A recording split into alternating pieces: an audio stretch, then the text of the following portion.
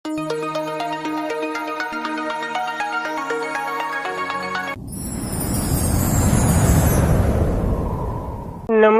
ગુજરાતના અધિકારી મિત્રો, આજે આપણે 26 ફેબ્રુઆરી 2026 નું મોસ્ટ ઇમ્પોર્ટન્ટ કરંટ અફેર સાથે સાથે જીકે અને જીએસ વિશે ચર્ચા કરવાના છે. તો ખાસ કરીને ચેનલ ઉપર નવા હોય તો ચેનલને સબસ્ક્રાઇબ કરી લેવી, વિડીયો પસંદ આવે તો લાઈક કરવો અને તમારા મિત્રો સુધી અવશ્યથી શેર કરી દેવો. ચલીએ આજના ઇમ્પોર્ટન્ટ ક્લાસની આપણે શુભ શરૂઆત કરી દઈએ. તો તાજેતરમાં સેન્ટ્રલ એક્સરસાઇઝ ડે 2026 ક્યારે મનાવવામાં આવે છે? તો 24 ફેબ્રુઆરીના રોજ મનાવવામાં આવે છે. આ એક ટેક્સ છે જે આપણને ખબર જ હશે, ઇમ્પોર્ટન્ટ છે.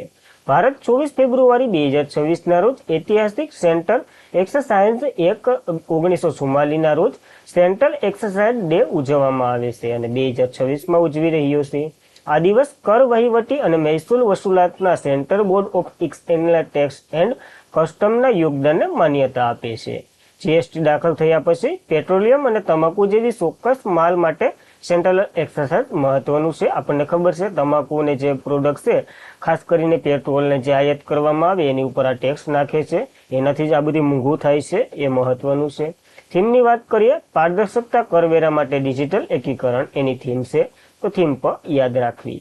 હવે કાલે ફેબ્રુઆરીના દિવસો જોયા હતા, આજ નથી જોતા. નેક્સ્ટ પ્રશ્ન તરફ જઈએ. તો તાજેતરમાં જ નેધરલેન્ડના સૌથી યુવાન પીએમ કોણ બન્યા છે? તો રોબ જેટન બન્યા છે સૌથી યુવાન પીએમ અને પ્રથમ ગે પીએમ પણ કહી શકો તમે. બંને પોઈન્ટો મહત્વના છે. તો રોબ જેટન જે તેમની લઘુત્તમ સરકાર શપથ લીધા, નેધરલેન્ડના સૌથી યુવાન અને પ્રથમ ખુલ્લેઆમ ગે વડાપ્રધાન બન્યા છે.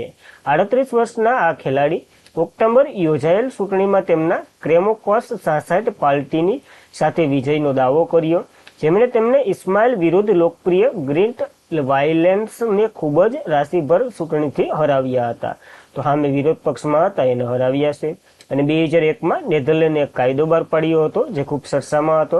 સમલૈંગિક લગ્ન કાયદેસર બનાવનાર પ્રથમ દેશ હતો. તો એ પણ આપણને યાદ રાખવું અને કંઈક આવું સંકળાયેલું છે તો યાદ રાખવું. નેધરલેન્ડની વાત કરી લઈએ, મેપ આ સાઈડમાં છે. કેપિટલ એસ્ટમડમ છે અને ચલણ યુરો છે. પીએમ રોબ જેટન બન્યા છે પ્રથમ નેધરલેન્ડના સૌથી યુવા પીએમ તમે કહી શકો, પ્રથમ ખુલ્લેઆમ ગે વડાપ્રધાન પણ તમે કહી શકો. તો ખાસ આ મહત્વના 2 પોઈન્ટો આ વ્યક્તિ વિશે યાદ રાખવા. ત્યારબાદ north east festival of rice grains of હેરિટેજનું આયોજન કયા રાજ્યમાં કરવામાં આવી રહ્યું છે? તો નાગાલેન્ડમાં પ્રથમ વખત થયું છે. પ્રથમ વખત ચોખા અને સોયાબીન બંનેના જે શું કહેવાય હેરિટેજનું આયોજન કર્યું છે. તો નાગાલેન્ડ 26 થી 27 ફેબ્રુઆરીના રોજ શિમોકેન્ડિયા ખાતે એગ્રી એક્સપો ખાતે પ્રથમ north east festival of rice grains of the હેરિટેજનું આયોજન કરી રહ્યું છે. આનો ઉદ્દેશ્ય વારસાગત ચોખાની જાતો, પરંપરાગત ખેતીના સાધનો અને બીજની જાળવણીનું પ્રદર્શન કરવું અને એને પ્રોત્સાહન આપવાનું છે. સિક્કિમ સહિત તમામ પૂર્વોત્તરના રાજ્ય સમુદાયોમાં ભાગ લેવાના છે. ફેસ્ટિવલ ચોખાના સ્વદેશી સંસ્કૃતિ અને ટકાઉ જીવન પર મુખ્ય ભાગ ભજવી રહ્યું છે. તો ખાસ યાદ રાખવું આપણને. હવે ઉત્તર પૂર્વમાં જે ચોખાના યોજાય ને શું કહેવાય જે ફેસ્ટિવલો એમાં જ જોઈ લઈએ. તો અલિયમ લિંગાન ફેસ્ટિવલ જે આસામમાં યોજાય છે, ભોગોલી બિહુ જે આસામમાં યોજાય છે અને વાંગલા મહોત્સવ એ પણ મેઘાલયમાં યોજાય છે. તો આ બીજા અલગથી ચોખામાંથી જે ઉત્પાદન કરીને અથવા તો જે પ્રોડક્ટ બનાવીને ખાવામાં આવે ને ઉજવવામાં આવે ને એવા પ્રોડક્ટ છે, તો એ પણ યાદ રાખવા. અને 20 થી 21 ફેબ્રુઆરીના રોજ નાગાલેન્ડે પ્રથમ સોયાબીન મહોત્સવનું આયોજન કરી લીધું હતું.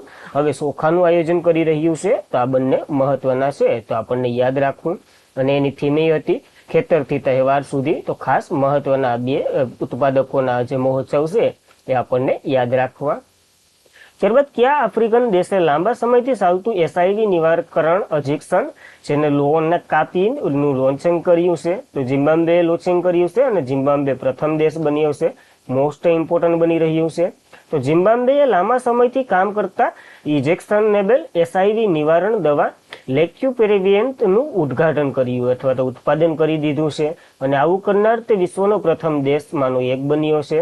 લોનોકાપીવાન જે એચઆઈવી માટે વર્ષોમાં 2 વાર ઇન્જેક્શન પ્રી એક્સપ્રેસ પેલિફટ છે, જે દૈનિક મૌખિક ગોળીમાં ખૂબ જ અસરકારક છે અને લાંબા સમય સુધી કાર્ય કરી અને આનું પ્રદર્શન કરવા અથવા તો શું કહેવાય આનું પરીક્ષણ કરવામાં આવ્યું છે, પછી આને લોન્ચ કરવામાં આવ્યું છે. તો આપણને યાદ રાખવું ખાસ મહત્વનું બને છે. હવે એસઆઈવી તો કે હ્યુમન ઇન્ટ્રોફિકેશન્સ વાયરસ એનું ફૂલ ફોર્મ થાય છે, ઇમ્યુનોફિકેશન વાયરસ એનું ફૂલ ફોર્મ થાય છે, અને એ લાંબા સમય જતા એઇડ્સનું કારણ બને છે. એક્યુમાઇન ઇમ્યુનિફિકેશન સિસ્ટમ એ જે એસનું ફૂલ ફોર્મ પર છે. તો આ મહત્વના 2 રોગોનું જે નિવારણ કરવા માટેનું એક ઇન્જેક્શન જે ઝિમ્બાબ્વેએ લોન્ચ કર્યું છે, તો આપણને યાદ રાખવું ઇમ્પોર્ટન્ટ છે. ત્યારબાદ ઝિમ્બાબ્વેની વાત કરી લઈએ. ઝિમ્બાબ્વે જેનું કેપિટલ હરારે છે. સલામ તો કે ઝિમ્બાબ્વે ગોલ્ડ છે. પ્રમુખ તો કે એર્મિન્સમ માનાગ્રાવા છે. તો ખાસ યાદ રાખવી આ બેઝિક ઝિમ્બાબ્વેની માહિતી. આફ્રિકન કોન્ટિનેન્ટમાં દેશમાં અહીંયા આવેલો છે આ દેશ, તો યાદ રાખવું. ત્યારબાદ ઇમ્પોર્ટન્ટ પ્રશ્ન છે, તાજેતરમાં જ કોણે નીતિ આયોગના સીઓ તરીકે વધારાનો ચાર્જ સંભાળ્યો છે? તો નિધિ સિબ્બરે વધારાનો ક્લાસ અથવા તો શું કહેવાય વધારાનો ચાર્જ સંભાળ્યો છે, યાદ રાખવું. તો BVR સુબ્રમણ્યમના 3 વર્ષના કાર્યકાળ પૂર્ણ થયા બાદ વિકાસ દેખરેખ અને મૂલ્યાંકન કાર્યકરના ડિઝાસ્ટર જનરલ નિધિ સિબ્બર નીતિ આયોગના મુખ્ય કાર્યકારી અધિકાર તરીકે વધારાનો હવાલો સોંપવામાં આવ્યો છે નિધિ સિબ્બરને. તો યાદ રાખવું. નીતિ આયોગની વાત કરી લઈએ હવે. National institution for transforming India એનું નામ છે નીતિ આયોગનું. આયોજન પક્ષના સ્થાને આવ્યું હતું 1 જાન્યુઆરી 2015 રોજ. નકર આયોજન પક્ષની સ્થાપના તો 1950માં થઈ હતી, આપણને ખ્યાલ હોવો જોઈએ. અને અધ્યક્ષ તો કે PM પોતે હોય છે, હાલ મોદીજી છે. વાઇસ પ્રેસિડેન્ટ ડોક્ટર સુમન કે બેરી હોય. પેલા તો કે અરવિંદ પનગડિયા હતા. અને CEO એક હોય, હાલ નિધિ સિબ્બર છે. પેલા અમિતાભ કાંત હતા. અને અહીંયા તો કે BVR સુબ્રમણ્યમનું સ્થાન લીધું છે. તો આ મહત્વની એપોઇન્ટમેન્ટ તમે કહી શકો, આપણને યાદ રાખવી પડશે.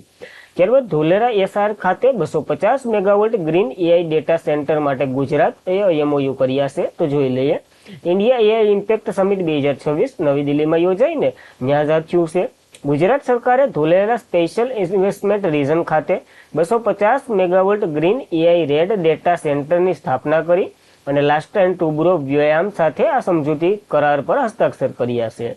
આ પ્રસ્તાવિત 25,000 કરોડ રોકાણનો હેતુ છે અને ભારતમાં AI અને ક્લાઉડ ઇન્ફ્રાસ્ટ્રક્ચરને મજબૂત બનાવવા માટે આ મહત્વનું કાર્ય કરશે. તો કરાર આપણને યાદ રાખવો. ધોલેરા SR વચ્ચે થયો છે, ભારત અને ગુજરાત અને લાસ્ટ એન્ડ ટુબ્રો વ્યાયામ વચ્ચે. તો ખાસ મહત્વ બની રહ્યું છે, ખાસ કરીને ગ્રીન હાઇડ્રોજનને લગતું છે. ત્યારબાદ મહિલાઓ માટે મહિલાઓ દ્વારા પ્રસ્તાવિત કેન્દ્ર પર બાઇક ટેક્સી માટેની યોજના કયા રાજ્ય અથવા તો યુનિયન ટેરેટરીએ શરૂ કરી છે? તો નવી દિલ્હીના CM છે રેખા ગુપ્તા, ત્યાં શરૂ કરવામાં આવી છે, યાદ રાખવું. તો સરકારે શહેરોમાં મુખ્ય પર્યટન સ્થળોમાં મહિલાઓ દ્વારા સંચાલિત ખાસ કરીને મહિલાઓ માટે બાઇક ટેક્સી સેવા શરૂ કરી છે. બાઇક એટલે ઇલેક્ટ્રિક બાઇક, એ મહિલાઓ તમને લઈ જાય મૂકી જાય અને મહિલાઓને જ લઈ જાય અને મૂકી જાય, તો બીજા કોઈ નહીં. બાઇક દીદી યોજના શરૂ કરી છે. આ પહેલનો ઉદ્દેશ્ય લાલ કિલ્લો, કુતુબ મિનાર, લોટસ ટેમ્પલ, ચાંદની ચોક, હુમાયુનો મકબરો જેવા પર્યટન સ્થળો છે ને, જ્યાં સલામતી અને શું કહેવાય સસ્તું અનુકૂળ પર્યાવરણને લગતું આ બધી કરવાના છે. આમાં એક ક્રાઇટેરિયા છે, 18 થી 40 વર્ષની મહિલાઓ જે દિલ્હીની રહેવાસી હોવી જોઈએ અને જેની પાસે માન્યતા ડ્રાઇવિંગ લાયસન્સ હોવું જોઈએ. આ બંને હોય તો આ યોજના મળવા પાત્ર છે. તો ખાસ મહત્વ ધરાવે છે, આપણને યાદ રાખવું. ત્યારબાદ કયા રાજ્યએ વૃંદાવન વસ્ત્ર પ્રદર્શન માટે સાંસ્કૃતિક સંગ્રહાલય પ્રોજેક્ટનો શિલાન્યાસ કર્યો છે? તો આસામના CM હિમંત બિસ્વ શર્મા દ્વારા આ ઉદ્ઘાટન થયું છે, જોઈ લઈએ. આસામના મુખ્યમંત્રી હિમંત બિસ્વ શર્માએ આજે ગુવાહાટીના ખાનપરા ખાતે વૃંદાવન વસ્ત્ર પ્રદર્શન માટે સાંસ્કૃતિક સંગ્રહાલય પ્રોજેક્ટનો શિલાન્યાસ કર્યો છે. આ સાંસ્કૃતિક સંગ્રહાલય 16મી સદીમાં જે ઐતિહાસિક વૃંદાવની વસ્ત્ર રાખવામાં આવશે, જે પરંપરાગત રીતે વૈષ્ણવ સંત જે શંકરદેવને છે એના આભારી રહેશે અને કાપડ ભગવાન કૃષ્ણના દ્રશ્ય વગેરે જેવું ચિંતિત કરવામાં આવશે. ટૂંકમાં બધું વૈષ્ણવ ધર્મ સંપ્રદાય માટે બનાવી રહ્યા છે. અને હાલમાં જ લંડનના જે બ્રિટિશ મ્યુઝિયમ સંગ્રહાલયમાં રાખવામાં આવેલ જે વસ્ત્રો છે ને, એ આસામ સરકાર બ્રિટિશ મ્યુનિસિપલ એટલે કે મ્યુઝિયમમાંથી ગયા વર્ષે એક કરાર પર હસ્તાક્ષર કરીને લઈ આવ્યું છે. એ અહીં સ્થાપિત કરવામાં આવશે, તો એ મહત્વનું બની રહ્યું છે, બ્રિટિશમાંથી લઈ આવ્યા એ. ત્યારબાદ શ્રીમદ શંકરદેવની વાત કરી લઈએ, કારણ કે આસામમાં જન્મ થયો હતો, એને પ્રેરિત આ સંગ્રહાલય તમે કહી શકો. તો જોઈ લઈએ. આસામી સંસ્કૃતિના મહાન સંત અને સુધારક અન્નકટ્ટિયા નાટકના પિતા તરીકે ગણવામાં આવે છે. આ શંકરદેવને ભક્તિ સરોવરમાં પ્રોત્સાહન આપવા માટે તેમને બ્રજનાલી ભાષામાં નાટકો રચ્યા હતા અને તે વૈષ્ણવ ધર્મના પ્રસારક ક્ષત્રિય નૃત્ય વિકસાવ્યું હતું અને 2000માં તે ભારતના શાસ્ત્રીય નૃત્ય તરીકે ક્ષત્રિય આપણે ખબર છે ને એ એડ કરેલું છે. કેટલામું? તો કે 8મું કે 9મું બન્યું હતું, આઈ થિંક. જોઈ લેજો એકવાર, ક્વેશ્ચન આવી ચૂક્યો છે. ત્યારબાદ કયા રાજ્યએ 87 CRPF નો સ્થાપના દિવસ પરેડના મુખ્ય મહેમાન તરીકે અમિત શાહની પસંદગી કરી, અથવા તો એ અમિત શાહ રહેવાના છે? તો આ આસામમાં યોજાવાનો છે CRPF નો 87મો સ્થાપના દિવસ. જોઈ લે, મહત્વનું છે. 21 ફેબ્રુઆરી 2026ના રોજ કેન્દ્રીય ગૃહમંત્રી અમિત શાહ આજે એટલે કે 21 ફેબ્રુઆરીએ ગુવાહાટીમાં સેન્ટ્રલ રિઝર્વ પોલીસ ફોર્સના સ્થાપના દિવસ પરેડમાં હાજરી આપવાના છે. અને અહીંયા જઈને 10મા આસામ પોલીસ બટાલિયનનો શિલાન્યાસ કર્યો છે, તે આપણે ભણી ગયા. પ્રથમ વખત CRPFની વાર્ષિક સ્થાપના દિવસ પરેડ આસામ એટલે કે ઉત્તર પૂર્વના ક્ષેત્રમાં યોજાઈ રહી છે, તો મહત્વ બની રહ્યું છે. અને કેન્દ્રીય ગૃહમંત્રી અમિત શાહે ગુવાહાટીમાં અર્જુન ભાગેશ્વર બરુઆ સ્ટેડિયમ ખાતે કેન્દ્ર રિઝર્વ પોલીસ દળના જે 87મા સ્થાપના દિવસ પરેડના મુખ્ય અતિથિ તરીકે હાજરી આપી. 8 ટુકડીઓ લગભગ 14,000 જેટલા CRPFના જવાનો વગેરે પરેડમાં ભાગ લીધો હતો. તો CRPFની વાત કરી લઈએ, પછી આપણે આ ઓલું કરીએ. CRPFની વાત કરીએ, સેન્ટ્રલ રિઝર્વ પોલીસ ફોર્સ, જેની સ્થાપના 27 જુલાઈ 1939માં થઈ હતી. તે પહેલા ક્રાઉન પ્રતિનિધિત્વ પોલીસ દળ તરીકે ઓળખાતું હતું. પછી 1949માં તેનું નામ બદલી CRPF કરવામાં આવ્યું હતું. આનું મુખ્ય મથક નવી દિલ્હીમાં જ છે. ડીજી તો કે જ્ઞાનેશ પ્રતાપ સિંહ છે. અને સૂત્ર તો કે સેવા અને વફાદારી આનું મહત્વનું સૂત્ર થઈ રહ્યું છે. તો આપણને યાદ રાખવું એટલી માહિતી CRPF વિશે. ત્યારબાદ કયા રાજ્યએ પ્રથમ રાષ્ટ્રીય દિવ્યાંગજન ક્રિકેટ મહોત્સવ 2026નું આયોજન કર્યું છે? તો મધ્યપ્રદેશે આનું આયોજન કર્યું છે અને CM પોતે રમી અને આનું ઉદ્ઘાટન કર્યું છે. જોઈ લઈએ. મધ્યપ્રદેશના મુખ્યમંત્રી ડોક્ટર મોહન યાદવે ભોપાળમાં રાષ્ટ્રીય દિવ્યાંગ ક્રિકેટ રમોત્સવ 2026નું ઉદ્ઘાટન કર્યું. નોટ આઉટ @શો થીમ છે, કારણ કે 100 એટલે 100 વર્ષ એટલે કે 100 કલાક સુધી આ સતત ગેમ રમવાની છે. 25 રાજ્યના 350 જેટલા વિકલાંગ ખેલાડીઓમાં ભાગ લેવાના છે, એટલે મહત્વની થઈ રહી છે. થીમ ઉપર જ આખું આપી દીધું છે, તો ખાસ યાદ રાખવું, એક નવી ઇવેન્ટ છે એટલા માટે. ત્યારબાદ ભૂતપૂર્વ રેલવે મંત્રી મુકુંદ રોયનું નિધન થઈ ગયું છે, તો યાદ રાખવું. પ્રધાનમંત્રી મોદીએ ખુદ શોક વ્યક્ત કર્યો છે. મુકુંદ રોય જે ઊંડા શોક વ્યક્ત કર્યો. મુકુંદ રોય જે પશ્ચિમ બંગાળના ભારતના એક રાજકારણીય હતા. તેઓએ TM એટલે કે તૃણમૂલ કોંગ્રેસ પાર્ટીની સ્થાપના કરી હતી. 2012માં કેન્દ્રીય રેલવે મંત્રી તરીકે સેવા આપી ચૂક્યા હતા અને બંગાળના ચાણક્ય તરીકે જાણીતા હતા. આ મહત્વના વ્યક્તિત્વ છે, તો આપણને યાદ રહેવું જોઈએ, ઇમ્પોર્ટન્ટ છે. અને આજના માટે એટલું જ હતું. ખાસ કરીને મિત્રો, વિડીયો પસંદ આવતો હોય તો લાઈક કરો, તમારા મિત્રોને શેર કરો, અને ચેનલ ઉપર નવા હોય તો અવશ્યથી સબસ્ક્રાઇબ કરી લો. હવે કાલનું રિવિઝન કરી લઈએ, પછી આપણે ક્લાસ એન્ડ કરીએ.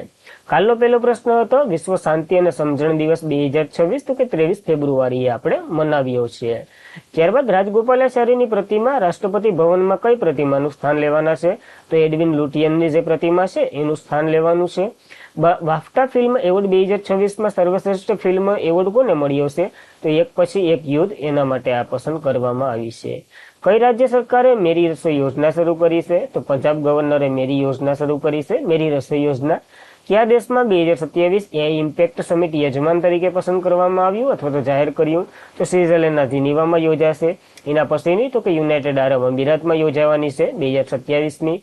કયા રાજ્યએ વસાઈ કેથેડ્રલ્સને સંરક્ષણ યુનેસ્કો એવોર્ડ મળ્યો છે? તો મહારાષ્ટ્રમાં આવેલું છે અને બ્રિટિશ કાળ દરમિયાનનું છે, તો યાદ રાખવું. ભારત અને અમેરિકા વચ્ચે વજ્ર પ્રહાર 2026 કવાયત કયા રાજ્યમાં શરૂ થઈ છે? તો હિમાચલ પ્રદેશના બકલોલમાં આનું આયોજન થયું છે, તો ઇમ્પોર્ટન્ટ બને છે. અમિત શાહે આસામ પોલીસ બટાલિયનના કેટલામાં મુખ્યાલયનું ઉદ્ઘાટન કર્યું છે? 10માનું ઉદ્ઘાટન કર્યું છે આસામ ખાતે, અને ન્યાજ મુખ્ય અતિથિ તરીકે આભારી હતા. કોલકાતાની સેન્ટ ઝેવિયર યુનિવર્સિટીએ 7મા દીક્ષાંત સમારોહમાં કોને ડિલેટની પદવી એનાયત કરી છે? તો શશી થરૂરને આપી છે. ખાસ ઇમ્પોર્ટન્ટ રાજકારણીય છે. અને આજના માટે એટલું જ હતું.